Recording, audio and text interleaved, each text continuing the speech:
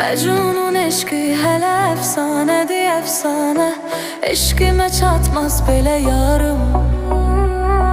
Bir dəfə qurban edib o canını canana. Sev mənim incam dilə yarım.